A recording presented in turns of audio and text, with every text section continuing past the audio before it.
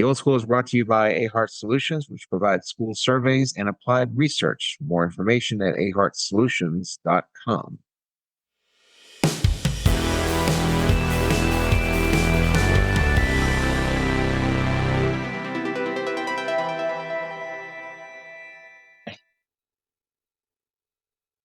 Good afternoon. Welcome to the Old School Podcast. 2 weeks in a row, folks.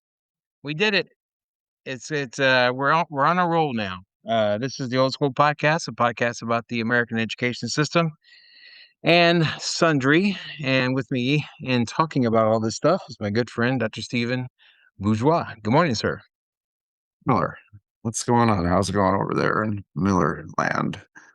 Well, I'm putting together a workbench and a very steamy garage. A steamy. Well, yeah, it's hot. Oh, okay. Steamy, does that mean hot to you, or? No, I pictured actual steam in the garage. It didn't. No, it's very hot, and no doubt jet lag is affecting your ability to understand the English language right now. I'm getting better and better every day. It was just yesterday. Oh. Now you were doing a conference presenting some of your research, were you not? If I recall, that happened. Yes, it was a excellent 4 days in Geneva and 2 days traveling. So it's all a little fuzzy right now, but the mission was accomplished, and presented the paper and shook hands and took a picture with Richard Ryan, the father, as it were, or the surviving father of self-determination theory, presented in front of a nice large group of statisticians, and it went well. And so, yeah, that's what conferences are. You use a lot of energy traveling, getting there, enjoying the festivities as much as possible. But yeah, I'm not selling it very well because I'm very tired, but it was a rousing success. Do statisticians do standing ovations after well done presentations? It's never happened. There are typically there are 5 presenters in a 90-minute session, sometimes 4. The real cool, the very top ones maybe have 3. And so you don't have a lot of time. You have like 12 minutes plus questions. So you have to get right to it. Not a lot of charm in the room, no amusing anecdotes. But you show your slides, talk about it, and then again, even at the end, you just have your closing, and all you do is say thanks, and they applaud, all of them. And this is a packed house, people sitting on the ground of all things, and standing, and it was pretty cool.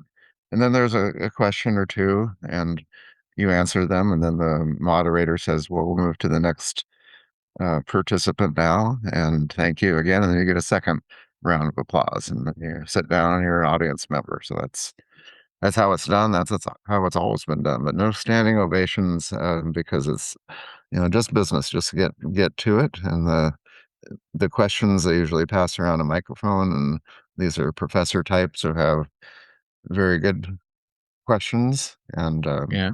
a lot of them are. I mean, the English is the conference language, but these people are from all over the world. So you're trying to understand exactly what English spoken with a heavy French accent is getting at.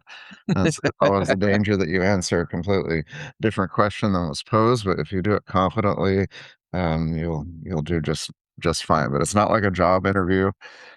You can't. You really need to.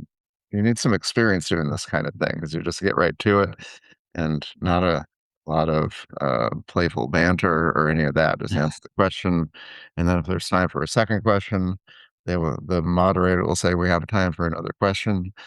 About 5 people raise their hand, call on one, they ask the question, you answer, and that's it. There's no booing.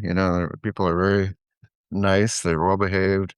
They will walk in and out a little bit in between, because some people are incredibly busy, so they'll time it so they'll maybe go to one of the 5, and then they'll sneak out, but then other people are sneaking in.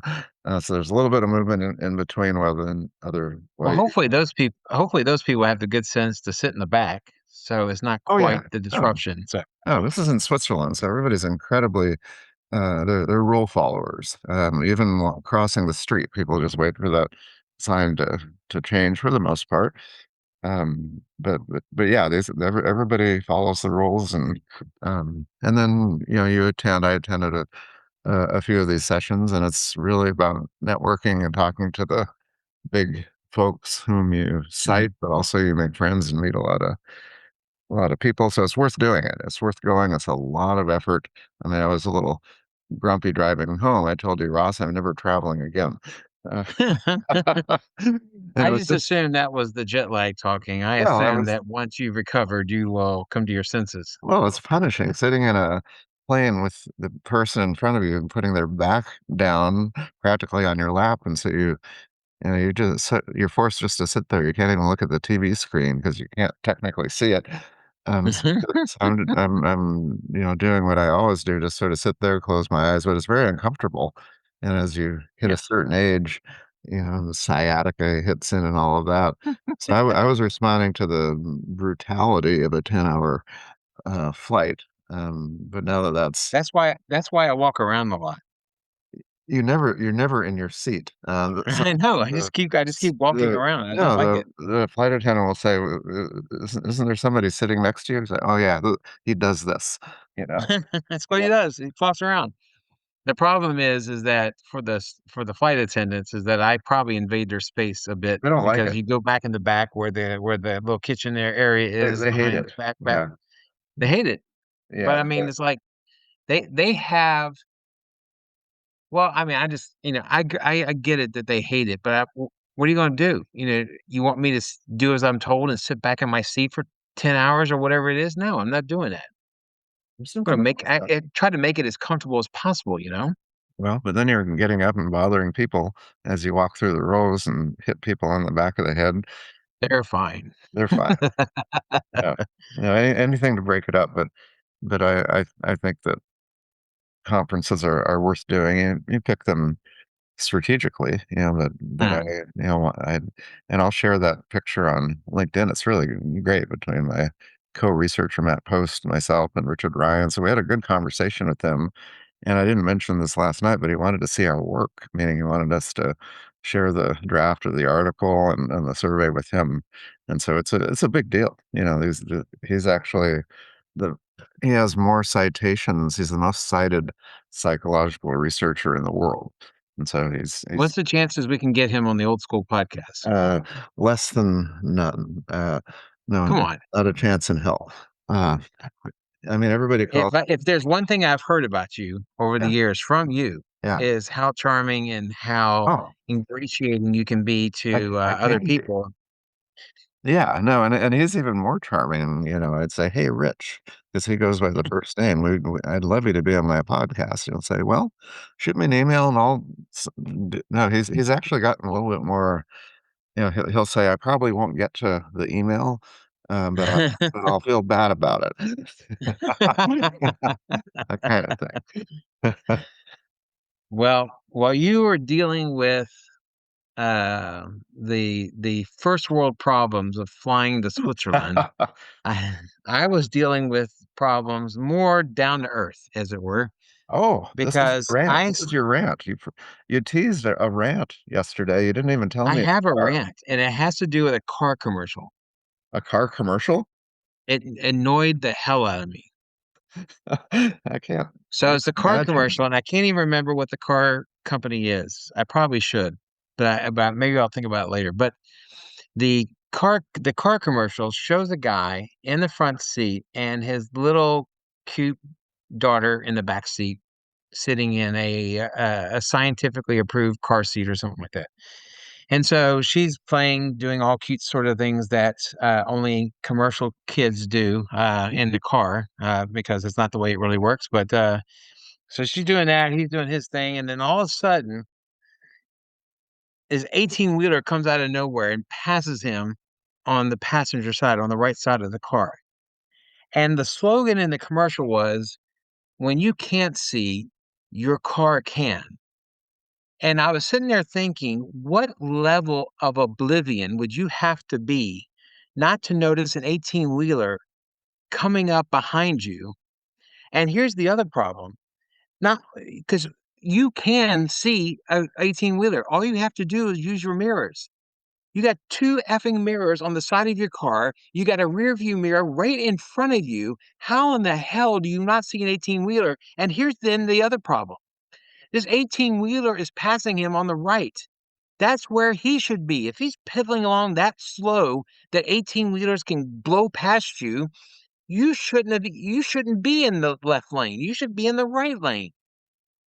And his inability to figure this out, no doubt, somewhere down the line could potentially cost the life of his daughter because he's going to be in an accident because he's not paying attention to what's happening on the road. You're an angry driver, Ross. I'm not an angry This driver. I'm an person was an assertive act. one. This is an actor. They had a green screen. I mean, there wasn't even a. I mean, No, no, no, no, no. yeah. The issue is not how they filmed the commercial. See, Well, you're mad at somebody. I'm mad at the scenario that they created and the assumption that it would be impossible for you to see the 18 wheeler coming up beside you. And they do this in order to make the point that, hey, your car though can. But the car. And I'm sitting there going, no, you can. All you have to do is look in the rearview mirror and look at the side view Oh, mirrors. you have these little lights on, the No, lights no, that no, point on, no, no, no, and it beeps. no. If you're about to switch lanes and there's a car coming like that, it'll beep. But if they didn't signal and then they just tried, What then they're what you're doing is jerking my chain because you no, damn no. well Those things are know. great. Those things No, are they're great. not great because you shouldn't need them. If you're driving the way you shouldn't need a blinky light in your side view You get mirror to used tell to you it. something is coming. It's just like the rear view back camera. You also have the things on the side. And so you have it's a way to you're not just trusting it, you trust the fact that you should be paying attention, you trust your side view mirrors, and then if you're not totally sure, or you're just starting to go in a quick decision, and then it'll stop that quick decision because 'cause you'll hear Yeah. the noise, and often it disables your if you leave your lane, like, assumes everybody's falling asleep, that there's a little bit of correction, which you would find, how do I turn this off? Because you actually feel That's like you're real that's why driving. I would never buy a car that does things on its own. I'm saying is that if you are a competent driver, you don't need any of those lights, you don't need any of those blinking lights, you don't need any alarms, you don't need any of that mess. You can drive the way people have driven for decades without all that mess. And You think it goes makes it back to my worse? say again? You think it makes it worse? I mean, that poor little I girl. guarantee you it makes it worse. It makes it worse because it teaches people not to do what they're supposed to be doing. It makes them trust machines and technology instead of trusting their own abilities to drive the damn car. So there are probably a whole lot more accidents like that, maybe fatalities, and this is saving lives. I mean, the I numbers don't think it is. show I it. don't think it is. You hear because people aren't paying attention. If people were required to pay attention, you can't tell me that a set of series of again, I'm so convinced you're jerking my chain, but you cannot tell me that a series of technologies designed to not allow you to pay attention somehow makes things safer. I don't buy it. That's why I don't use my backup camera. I've actually put in tape over that thing in the You past. don't use the I don't backup use it. camera, No, but you needed it the other day when you were at the airport having to back out. Did you use it then? no, I didn't need it. No, I didn't need it. I That's why got I got out. I got out, looked at the space that I had, and then did it. nobody does this. I'm to the point where I don't think the humans should be driving at all. I've been in a Well, that's just Tesla, crazy. and this is not me being silly. If everybody were doing it, we would have very few accidents. I mean, the insurance costs would go down, the the gross national product would go up. I mean, healthcare costs would plummet. All of these You good you know what else you'd have less of? what? Freedom. Yeah. Well, yeah. Freedom, responsibility. That's what you would also have less of. So you're willing to run over thousands? I mean, the number of deaths and near deaths on the highway, all the money that's lost People get in wrecks all the time. I don't know about you, but I've been rear-ended. That would not have happened with an electric car, that would have Yes, it would. self-driving. Yes, it would. No, Yes. it would have seen it, it would have put on the brakes, and that's just driver assisted. If it were 100%, there's no chance. How can you on one level, God bless it, we need to get to the topic. What? How in one level can This you will be the say we topic. shouldn't trust technology and then you trust it with your very life? No, I don't I have a deep distrust of other drivers. I mean, I think the worst of them all the time. I think this person my baseline is this person's trying to kill me. That's my initial thought. They were placed on the road, strategically, behind the bushes, and they come out in the morning. I happen to be in my car, and they've been sent to kill me. So I That's know that ridiculous. that's the case. Uh, but I'm coming on board with, some of the assists of technology. I mean, nobody That's why my next car is gonna be a 1995 Jeep Wrangler. you've said this for, like, 5 years now, Ross. No computers whatsoever. It's gonna happen. It could happen as soon as next year. Let's go this What we weekend. circled. Let's go to Huh? well, Let's let's go. pick a Saturday, and we'll go down. You're still dealing with jet lag. I can't take you anywhere right now. Well, you're driving, not that I mean, but yeah, now that you don't you have those little yellow things. I've been in your car. You have those little yellow lights that go on when you're thinking about switching lanes. No, It's right on the below the mirror, the side of your mirrors. You no. check it out. Any car made after, like, My car's a used car from like 2012 or something like that. It doesn't have not any of that that stuff old. on it. You can call it Yeah, it is. the 20s. No, that car is from 2013. Oh, okay. Well, they started doing that in around 2016. Backup cameras. You do have, uh, I do have a backup camera. That's the one I blocked off with tape just so I could stop seeing it because I was annoyed by it. So well, you're okay. So here's how bad things have gotten. You have the ability to have CarPlay, right? not in my car, no. Okay. I can play phone conversations, but I can't play music or any of that stuff. No, I'm not talking about CarPlay for music. I'm talking about the map application that you have this big screen that has a map No, I don't have a big screen, no. navigation. No. And if not, you can just put your phone there and navigate from the phone. But that's an incredible safety feature because it shows you where every street is. You can see exactly where you are on the screen. You don't need to listen to the woman or man talk to you, but you can see them come up. You can see when the line is yellow when there's traffic coming. So when you're flying down the freeway and I'm flying down the freeway, I see the yellow. I know there's going to be a backup. That's not me just guessing, So it actually gives you a lot of safety things. Tells you when there's construction. It'll reroute you to the fastest way, the safest way, the most direct way. You could say I don't want to be on freeways at all. It'll take you there. So that's You know what else will do that? If you look what at a map before you get in the nobody car. has maps at what if you went to a gas station, and asked They for have maps. oh, yeah, but I bought maps. I mean, if you went up to, say, a 7-Eleven, went to the person that works there and say, "Hey, can you give me directions?" They would A hand you their 16-year-old. phone. They would say, "Here's my phone, take a look." Mm, mm, I mean, you have a smartphone, but you're not using it. Um, no, no. because I don't need to. I look and see where the directions are to where I'm going before I leave, and then that way I don't need to look at the camera. I don't need to look at my phone. So how did So you find my house? You were nice enough to drive me from the airport last night. Once we I got would have close figured to the it out. neighborhood, you how were you gonna get to the house? I would have figured it out. I knew how to get to your house. It was just going to take a little bit longer the way I would have gone. Yeah, you would have seen every little street in the neighborhood, and I was looking at my phone, and it said where to exit, and I said, 300 feet, okay, turn left. Listen, I know I'm coming across a bit like an asshole right now, but listen, Yeah, you were I st accusing me of busting your chops, but yeah, I think you you're are taking busting my chops, but in the words of the great John Wayne, one man in the right makes a majority. And so I'm going to hold on to that and I'm going to embrace it. And that's the way we're I going to do it. I think we stay on this as much as I Now, want. I'm going to talk about Ohio. Okay, we'll talk about Ohio and do a transition about the drivers in Ohio, maybe. Or did you feel why did you go to Listen, Ohio? there's already a complete disregard for traffic laws in this country, Yeah, and I imagine I did not see anything in Ohio that distinguished them one way or another from yeah, no, everywhere you else are. I've been.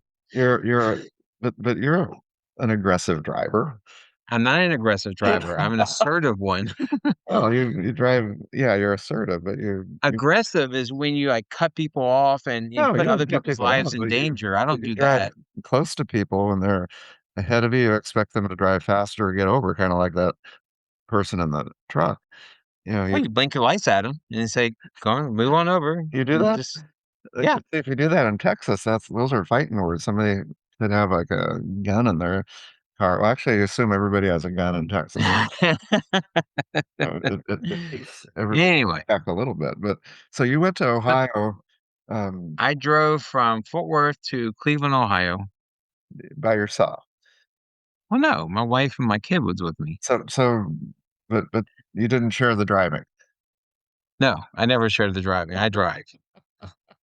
Unless I'm I, incapacitated, I my know wife does not drive. your wife is an excellent driver. You know, She is an excellent driver. She yeah. I just mean, if she if the two of you were driving and I could pick my driver, I'd probably, you would come in second. I would. no, come on. Well, I mean, why would you want to drive the whole time when you get tired and you can have time to sit and enjoy? I don't wanna sit and enjoy. I'd rather drive and enjoy. So it's like a I have German friends, and it's like a regular joke. Every time we do a road trip, I give them the breakdown of how many kilometers, how many hours in the car, and they're just always dumbfounded. They don't understand why normal people would do that. And Drive I so just, far. Well, they will not drive to a neighboring city that's like no, an hour away. They'll never go there their whole life. You know? except by train. Yeah, yeah, but they wouldn't drive They'll there. do the train, but Well, because no, driving. we drove up. We drove from here to Cleveland. I think the first stop we stopped the first night in Nashville, which was about a 10 and a half, 11 hour drive, and then it's like another 8.5 hours from Nashville to Cleveland. And in the process of that, we stopped off across the river from Louisville, Kentucky, in the town of Jeffersonville, Indiana, and Okay. I had lunch in Indiana. So you're going to count that state, first of all, but Yes, so there's more yes. to this story. Well, there's a lot more, and we've bored our listeners enough with that story, but No, just get into it. Why did you avoid Indiana for all these years?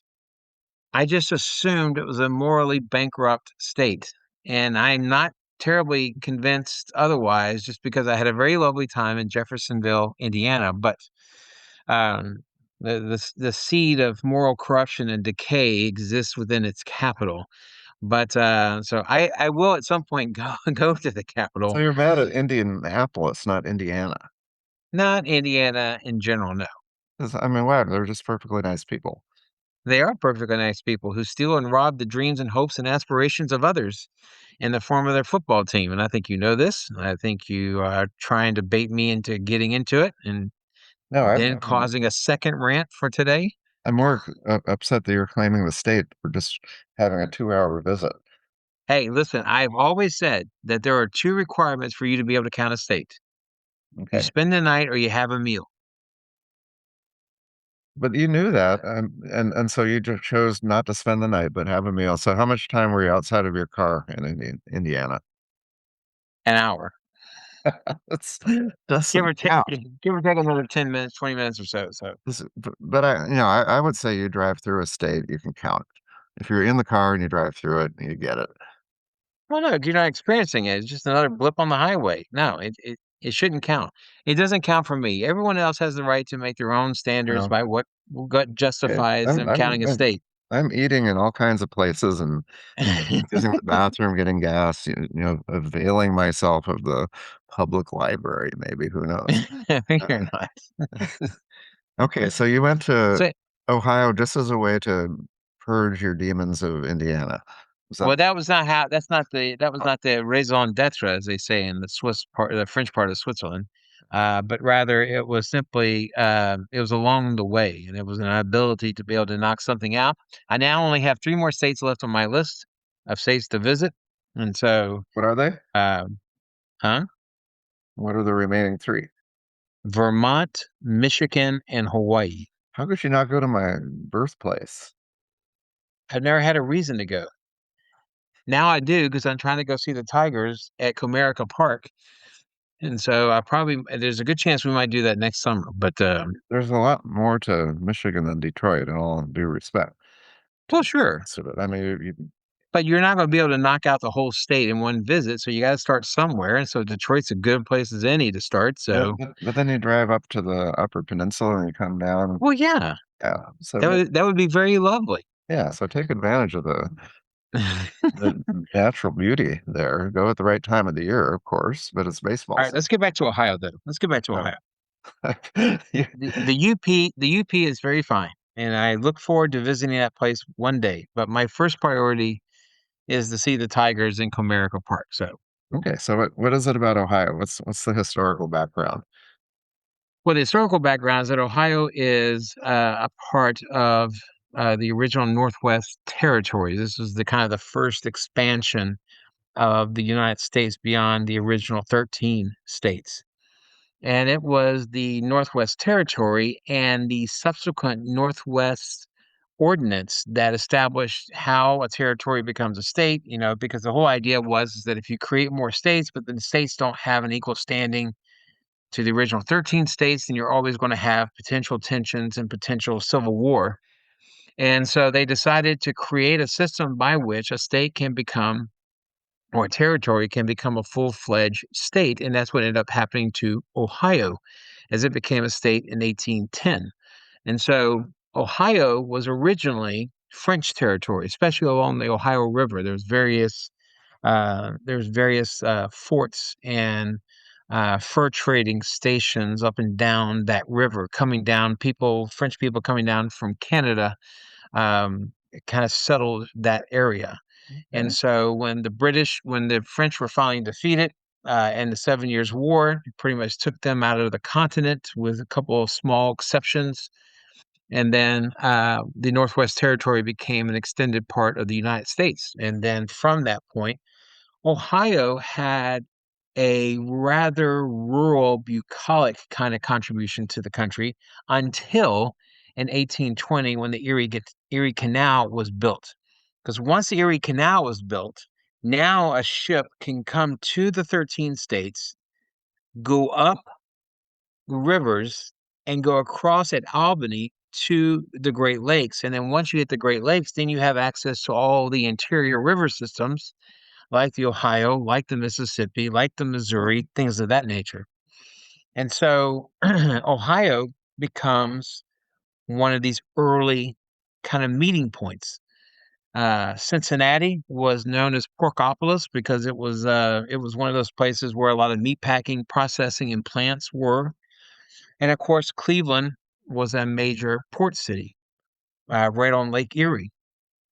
And so it is from that and the fact they had large swaths of immigration, particularly from Eastern Europe, come into Cleveland and surrounding areas that really helps to grow the state. And then the automobile industry is a big part of it in the 1900s. And then it goes through industrial decline like the rest of the country in the 1970s and 80s. And some cities in Ohio have had an easier transition time than others. But when I went to Cleveland, so Cleveland was our first stop. First of all, where did you live in Ohio? Um, I lived in Reynoldsburg, Ohio, just a little bit east, of Columbus. So a bedroom community of Columbus. But then I taught another 30 minutes east in Newark, Ohio. So I but Columbus is where we spent a lot of time. That was the big city. That's the airport we Mhm. And the capital.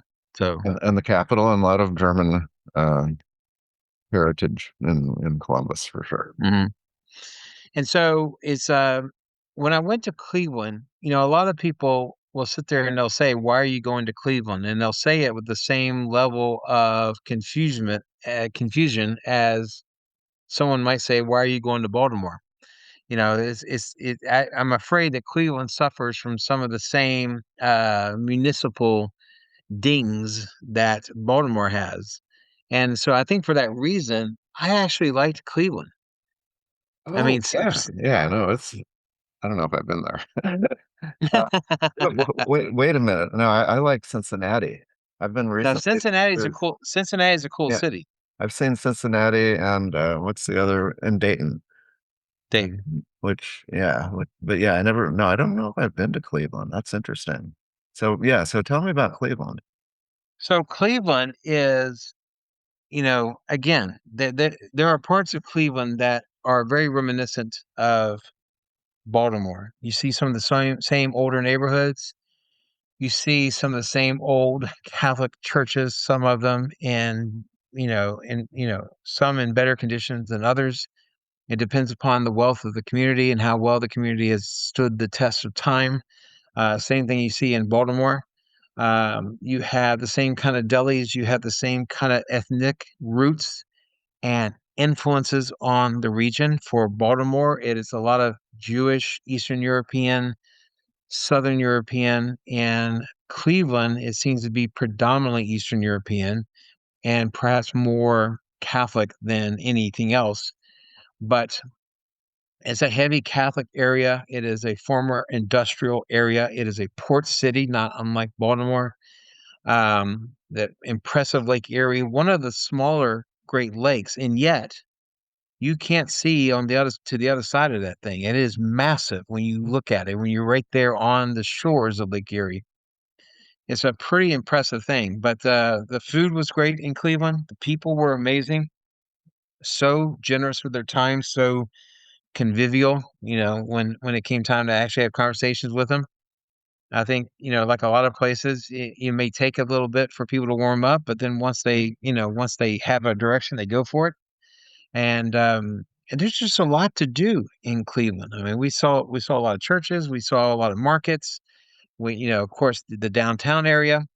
Some friends of my wife took us up to the top of the Key Building, which is about 57 stories up, and it is the tallest building in Cleveland, and it gives you a pretty massive look at the city. The beautiful Hope Memorial Bridge that comes from Ohio City, the suburb, or not suburb, but it's kind of a city neighborhood. Ohio City into downtown. That's where the Guardians are. That's the kind of the impetus for the change of the Cleveland baseball team's name to the Guardians. It's built in the 1930s. Mhm. You know why it's called the Hope Memorial Bridge, by the way? No, I'm calling them the Indians. Uh, No, no, it was called the Hope Memorial Bridge because y- one of the people who worked on that bridge in the 1930s was the father of one Bob Hope. They had immigrated from Britain to Cleveland, and his father was actually part of the construction of that bridge. And so it's a beautiful bridge, kind of typical of a lot of New Deal projects. okay, so that's And why there's they just a lot there to see. okay. So I missed that connection to the bridge. I know that it was they did it for political reasons, changing Sure, the yes. Indians. So is it popular? Did you ask people? That would be about the first question I'd ask to the Well, I locals. think most people know about it. I mean, if you Yeah. ask them where are the Guardians, they know where it is. Okay, so it's But when we walked across it, because they have the two lanes of traffic, but then they have these very wide walkways on either side of the road, mhm. and it's protected from the traffic. And it's a beautiful way. It was a very easy walk from where we were staying in Ohio City to Progressive Field, which is where the Guardians play. And so, as a matter of fact, the ballpark is right there at the foot of the bridge once you get off of it into downtown. So So you were in Ohio, but you just went to the one baseball game. Did you go to Cincinnati? went to Cincinnati, the Cleveland game for the first time in I think maybe 3 decades. I had a game rained out on me. Okay. And so it was a very bad storm that was coming off of Lake Erie. And so they canceled the game. So I'll have to return to Cleveland at some point to catch a game. But Oh, yeah, okay. so we saw a game in Cincinnati, but not in Cleveland. Okay. So, Cin- Cincinnati is known for their chili, their skyline chili. Did you get to So have there's a some of that? couple things. Do you want to shift to Cincinnati? Well, I am curious about the chili. Um, and I've been to Cincinnati, and you kind of have these rolling hills. It's a beautiful place and a really cool looking downtown if you drive through it. I was impressed last time I saw Cincinnati. Just I like the vibe of it. What's interesting is that, so for those who don't know, I take photographs, a lot of photographs, and then in a very old-fashioned sort of way, I print them and put them in a photo album. And then I'll describe what was there so I don't forget about what we experienced. And then I also like to kind of color my photo albums with quotes from the places that we're visiting. Hmm. And when you're looking up quotes for Cleveland, there are the derisive ones like Tennessee Williams. There's three cities in the United States, and every place else is Cleveland. You know that there's these kind of mocking kind of quotes.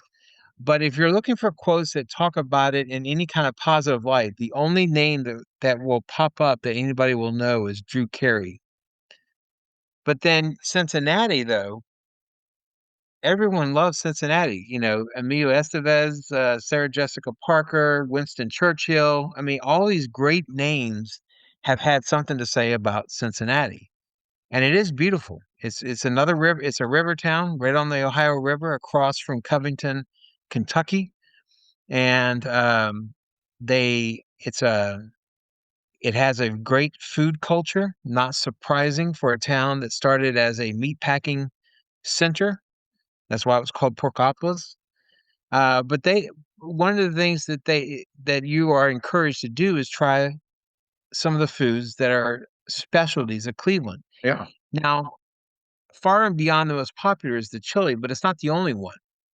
But as far as the chili goes, so there are about four different variants of chili in Cincinnati. We tried two of them. One was the Skyline chili. We had that at the game, at the Cincinnati Reds game. And by the way, it used to be that every baseball stadium started with the very first games of each season. There was a game in Cincinnati and there was a game in Washington. The Nice. game in Washington was because it was the capital. The game in Cincinnati because that was the site of the very first professional baseball team in the United States in 1869. And so it has a long baseball tradition. But we have the Skyline Chili at the ballpark, and it's great. It's fine. It has someone told me it has cinnamon in it. Yeah. Like Yeah, just a little bit. yeah. And so it has a kind of a different taste, but it's not unpleasant, Uh, you know? so did you have a chili dog? Did you put it on your hot dog? Yes. So there's a What? couple ways that you can Wait a eat. minute. You've never had a chili dog before. You I say it's know. messy and it breaks your rule. So you actually Yes, it does. did you have onions on it too? And that cheese? I had cheese, onion, and chili. And I bet it was great. It was great. So what's you've been telling me for years that the only thing that goes on a hot dog is mustard and certainly not chili. Yes, but at the same time, when in Rome, This is great. You're making progress.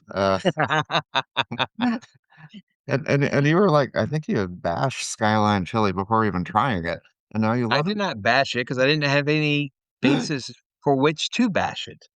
Oh, But I tried Skyline chili, and then later on, right before we left, like the night before we left, we tried Dixie chili, and that did not have the sweetness of the cinnamon, and I think probably tasted a little bit better. But so we had the chili. That was one of the big food items that we were encouraged to try. We have a good friend from Cincinnati, so she was very keen to find out so all of our results. But did you go to Cleveland first, or we went to Cleveland first, and then started doubling back. so why ever didn't you double back and just go a little bit east and go to Canton, Ohio, the Pro Football Hall of Fame? It was not something that we were in a position to do. We didn't have that much time, and so um, it is perhaps a greater shame that I've never been to Cooperstown, to be honest with you. But the Canton thing is not. It is not without the complaint that I haven't been there is not without merit. I should have gone already, but Yeah. this trip was not going to be the one that did it. Okay. Well, Have so you been there. to Canton? Yeah, yeah. I went there with my young family, so I had It's when you lived there, though, right? yeah, yeah. And so on a weekend we went to drive specifically from outside of Columbus. There, it was a nice, beautiful drive, and Mhm. my wife indulged me and let me enjoy my childhood. All those things were right there, and it was great. Enjoyed every minute of it.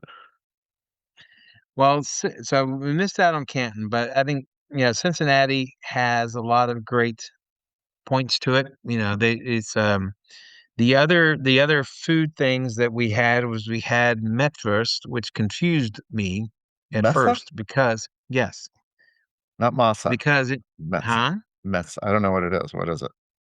Well, in Germany, Metwurst is like it's almost like steak tartare. It's like raw, not raw, but kind of like raw ground beef that you eat with mustard, onions, whatever. But here it was smoked sausage, and it's a smoked sausage that's made with mustard seeds, Mm, and it's quite tasty. And so we had some of that, and then the last thing that we tried was well, the second to last thing we tried was something called Geta, Goetta. And I made a mistake when I first tried to order it. I tried to order it assuming that it had more of the German pronunciation mm. because that's who came up with it, German immigrants to the region. It's a Goethe. And no, yeah, no one understood you know, if Yeah. they knew who Goethe was, they probably just said the writer. No, no, no, no, not So it's pronounced Geta, and it's like in Maryland they have something called scrapple, which is like a meat mesh mash kind of a thing. Hmm. And in Maryland, the scrapple can sometimes it's basically all the bits of meat not used anywhere else combined with some oats or not oats, but like a bulgur wheat or something of that nature. Geta is similarly a mishmash, but they use oats in it, and it kind of they do it a lot finer, thinner of a slice. They fry it. You have it with breakfast, and that was pretty darn tasty too. So did you put sauce on it or anything like Tabasco? I just mixed it in with my eggs and my potatoes, and just ate it. I didn't want to trick it up, being the first time I had it. I wanted to be That's able to that's taste fair. it for what it was. Wow. So, and then the last thing that food wise Cincinnati is famous for is Gretter's ice cream. Now you can buy it down here in Texas, I think. I think you can find it in the supermarket. But Cincinnati is where it began, and it was the first time I ever had it. And that was pretty darn tasty as well. And you said Greta's? Gratus. Greta. Grater apostrophe S. So they have weird pronunciations with the things that are technically on the German side. Yeah. They're tripping that stuff up. So was it a life changing? Was it better than Bluebell in Texas? I'm particularly fond for Bluebell, and so I'll have to give Bluebell the nod, but the edge. But that was pretty darn good ice cream. I Yeah, had a black raspberry with chocolate chunks in it. really. That's top notch right there. So, Yeah. um, You're really had complicated. had Mitchell's ice cream in Cleveland, Yeah. and I had strawberry jalapeno. What are you doing? Why would you combine those two things ever? Well, I didn't do it; they did it, and I said, "Okay, we'll give that a shot." And so, it wasn't bad. Okay. It's a little bit troubling. So Hot. you're more familiar with Cincinnati because Yeah. of your time in nearby Columbus. Yeah. Yeah. So Did you ever visit the city or? yeah, I went to a friend of my dad visited me and outside of where we live outside of Columbus, and we drove down to his former drummer actually. And lived in had a very nice house and a nice community there in Cincinnati. It was beautiful, great drive, and enjoyed kind of reminiscing. And Mhm. yeah, that was actually right after I released my first CD way back when, and he liked it. Mm, He thought, "Oh yeah, that's really really cool." And I thought that was high praise, from a drummer, from the old. sure, yeah. So yeah, yeah, it was good. But then after you leave Ohio, you just drive home, right? You don't like stop and do anything fun.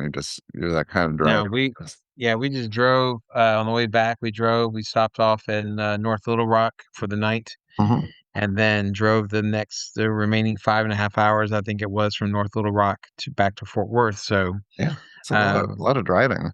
Um, there's a time when you just fly, but you don't when you have a family of three. You say, wait a minute, that would be really expensive. Yeah, But there's some. I mean, there's something that you wouldn't. I mean, you wouldn't drive all the way to say Seattle or something, would you? I might for the experience. I probably wouldn't do it out of hand, but yeah, you do have to kind of weigh the cost of how much plane tickets are. And Seattle's never cheap because it's Yeah, nowhere near anything. yeah. But and so you'd have to weigh the cost of the flights with the cost of gas and hotels when you stop, for the night. Then that would be like 2 nights you'd have to stop. So you've Technically, driven up that way though, right? yeah. Oh, yeah. I took that trip a lot. But I mean, you were actually not that far from Michigan. You would have had No, to not go really. to Toledo, and then you're there. But you were close to the remaining three. I'm surprised that in your military days you never made it to Hawaii. Well, I mean the one time that I flew from the United States to Asia was flying to Japan, and we stopped off in Alaska, Oh, and we ended up having a long layover, and so a lot of us went out into town overnight. Um, you got you in know, trouble, right, with the law or something? no, I thought that was Alaska. so that's not what we talk about, Steve. Kidding, Ross. Uh, something But no, stuck in my but mind. we had a long layover in Alaska, Yeah, and so that's where I got that state off my list, and so, yeah. but Hawaii, I've never been to. I've probably flew over it in one form or another, but I've never been there.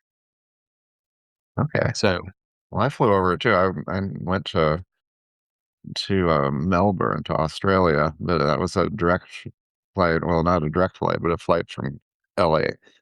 So it mhm, bypassed anything. So I don't know if I'll ever get that one. Um, right. but it becomes more and more important now that there are only three. Um, So we do have plans, as I said before, to go to Michigan perhaps next year to see the Tigers, and we're going to combine that with a trip to Toronto. oh, Toronto. And so I thought that Toronto, when was first thinking about it, I thought, well, if I'm in Toronto, I'm not that far from Vermont. Right. But as it happens, you're actually very far from Vermont. You're actually on the far west of the state of New York, so you'd have to drive all the way across New York, then to get into Vermont. So Oh, it would see. not be an easy, you know what I'm saying? Yeah, yeah. If you go to Montreal or something, that would be easier. Yeah. Um, And we were actually there last summer, so I had an easier time probably doing it that time if I had thought about it. But but you're not one to game the system. Uh, no, and that's let things happen organically. I'm a kind of an organic kind of guy. I don't try to force the issue, let the game come to me, as it were. So, so what do you win when you get all 50? well, it's interesting because my father-in-law, his last state was North Dakota, and apparently North Dakota has like a whole entire program that's called Save the Best for Last because they know most people trying to see all 50 states don't hit North Dakota until like the last one. Oh, And that's so terrible. you actually get a certificate. He was in Fargo, North Dakota. He got a certificate. He got a T-shirt that says "Save the Best for Last." And so they've turned a negative into a positive, and they are no doubt better for it. But as it happens, I'd already been to North Dakota, and so that won't be my 50th. I think my 50th will probably be Hawaii. It sounds like it. Well, makes it all worthwhile. Um, To go to Hawaii. I think even you could manage to have a good time in Hawaii here, Miller. Uh, I don't know. It might be too beautiful for me. I might have to leave. So well, yeah. anyway, well, So we I, covered some ground today. I don't want to give too many details about Switzerland because you and I have been there. This is a yeah, different part of Switzerland.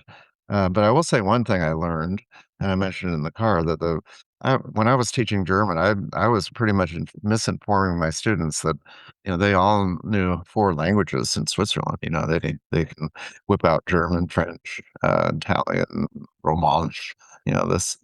Those four official languages, but not the case. I mean, you're in Geneva; it's a French speaking city, and you start speaking German, they probably won't understand you, and they certainly won't like you. So they're very, very sensitive to what you speak there. And I landed in Zurich, and that is German, and so but it changes, and it's not that many miles different. And then Mhm. suddenly you're in Madrid, and in the plane, everybody, it's all conducted in Spanish. Yeah. So I can see why Europeans, definitely learn their languages. But I was surprised about Switzerland, and they're kind of they keep in their lane over there. I think there's a difference between not knowing it and not using it. Now, certainly, if you don't use it, then you will progressively not know it. But Yeah, I think particularly with French and German, I think a lot of Swiss know some sort of command of both of those. Italian is a much more smaller area. yeah. Switzerland and Romanche is an even smaller area, and so I think that's going to be the most the more rare of the two, Romanche being the most rare. But I think with French and German, I think they know it. It's like when you go to Quebec, they know English, they just don't use it, Yeah. and so their whole entire life is spent from work to home to play to hang out with friends. It's in French, and so there's no particular reason why they would ever speak German. But I can't believe that they don't have at least an elementary education in it. I think I talked to a few people about this, and they definitely learned English in school, and then Yeah. they would intentionally study German in that area if they Mhm. wanted to. But yeah, English is definitely a priority. Um, but And of course, as you know, even the people that learn German and speak German in Switzerland, it's not really German, at least not the kind that would be recognized by people in Germany, for instance. it's a weird ass dialogue, right? Switzerland, Swiss German. We heard it, though. Actually, what were they speaking in Sils Maria? That was more Italian, like Vermont. Yeah, that's like a combination of Italian and something else, I think. So, Yeah, but heavier on the Italian. Uh, yeah, because you're right there near the border. yeah. We crossed over the border. I remember you driving. While we were recording a podcast. Yeah, boy. Um, we But have covered anyway, some ground. Well, we will hold off to talk about our planned trip together because we're about to embark, and that's yes. his story. Lot to cover, but I think we're back to the weekly podcast idea, and this may be a Hmm. record as far as the number of minutes because we covered about 4 topics in one. I know. So, but we thank you all for listening. We appreciate y'all, and feel free to leave a comment if you have something to say. I can't guarantee we'll respond, but we certainly will read it. And but thank you, everyone, and to my good friend Dr. Stephen Bourgeois, I shall say I do. I do, yeah, Miller.